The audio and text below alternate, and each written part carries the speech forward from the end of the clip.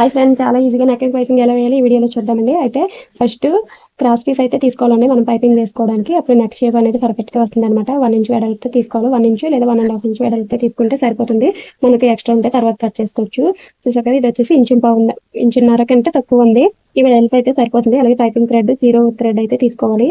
ఇప్పుడు ఈ piping cloth కి మధ్యలో ఈ పైపింగ్ థ్రెడ్ పెట్టేసి పైపింగ్ థ్రెడ్ పక్కన స్టిచ్ అనేది వేసుకోవాలండి. పాదం అనేది 1 సైడ్ పైపింగ్ థ్రెడ్ వచ్చే విధంగా సెట్ చేసుకోవాలి. వీడియో కావాలంటే ఆల్రెడీ మన ఛానల్లో ఉంటుంది, ఒకసారి చూసేయండి.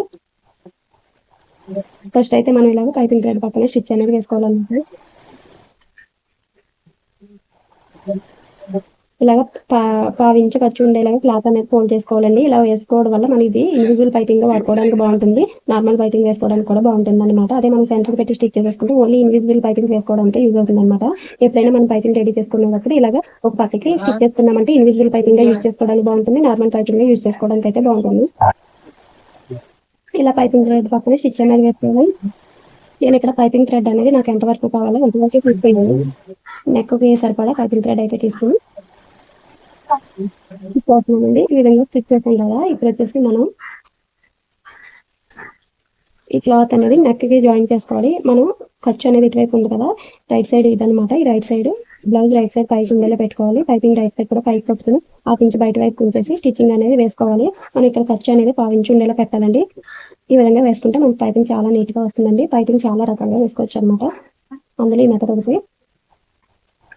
ఈ మెథడ్ లో వేయండి, మీకు చాలా పర్ఫెక్ట్ గా ఈజీగా అయిపోతుందండి. ఇలా బ్లౌజ్ పైన పెట్టేసి బ్లౌజ్ కి 1/4 ఇంచ్ ఖర్చు ఉంచేలాగా ఈ పైపింగ్ థ్రెడ్ అనేది పెట్టుకోవాలండి. ఈ పైపింగ్ థ్రెడ్ పక్కన స్టిచ్ అనేది వేసుకోవాలన్నమాట. కింద బ్లౌజ్ యొక్క ఖర్చు 1/4 ఇంచ్ అనేది ఉంచుకోవాలి. ఇప్పుడు దీన్ని కంటిన్యూ చేస్తూ రెండో నెక్ కూడా స్టిచ్ చేసేసుకోవాలి.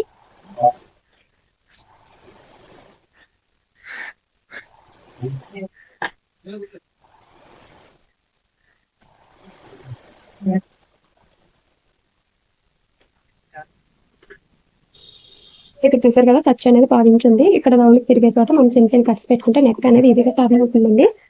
ఫినిషింగ్ కూడా బాగుంటుంది అనమాట. మనం స్టిచ్ కట్ అవ్వకుండా క్లాత్ మాత్రమే కట్ చేసుకోవాలి. ఇప్పుడు మనం దీన్ని ఇలాగా లోపల వైపుకి నెక్ వైపు ఎక్స్ట్రా ఉన్నది ఇలా లోపలికి ఫోల్డ్ చేసేసి ఈ ఎక్స్ట్రా ఉన్న క్లాత్ అనేది ఇలా లోపలికి ఫోల్డ్ చేసేసుకోవాలి. ఇప్పుడు దీన్ని మళ్ళీ ఇలాగే లోపలికి ఫోల్డ్ చేసేసుకుని ఈ ఎడ్జ్కి అయితే స్టిచ్ అయితే వేసుకోవాలండి. స్టిచ్ చేసుకుని క్లాత్ ని ఇలాగా మనం ఒకటైతే సమానమైన వెడల్పుతో ఫోల్డ్ చేసుకుంటూ స్టిచ్ అనేది వేసేసుకుంటూ రావాలి.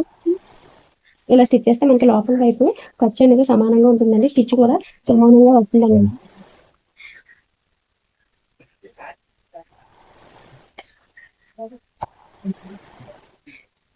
ఇప్పుడు ఈ నెక్ కూడా సేమ్ అదే విధంగా క్లాత్ ఇలా ఫోల్డ్ చేసుకోవాలి. ఫస్ట్ మళ్ళీ ఈ క్లాత్ ఇలా లోపలికి ఫోల్డ్ చేసేసి ఎడ్జ్కి స్టిచ్ అనేది ఇలా స్టిచ్ చేసి మనకి 1/4 ఇంచ్ వెడల్పుతో కుట్టు అనేది వస్తుంది.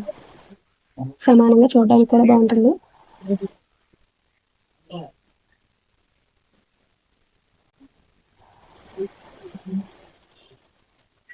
చూసారు కదండి, పైపింగ్ అనేది ఎంత సన్నగా ఎంత నీట్ గా వచ్చిందో. బిగినర్స్ అయితే చాలా ఈజీగా స్టిచ్ చేసుకోవచ్చండి. చూసారు కదా, ఫినిషింగ్ అనేది బయట వైపు నుంచి లోపల వైపు నుంచి కూడా నీట్ ఫినిషింగ్ అయితే ఉంటుంది. వీడియో నచ్చితే లైక్ చేయండి. ఛానల్ ఫస్ట్ టైం చూస్తున్నట్టయితే సబ్స్క్రైబ్ చేసుకోండి. Thank you for watching.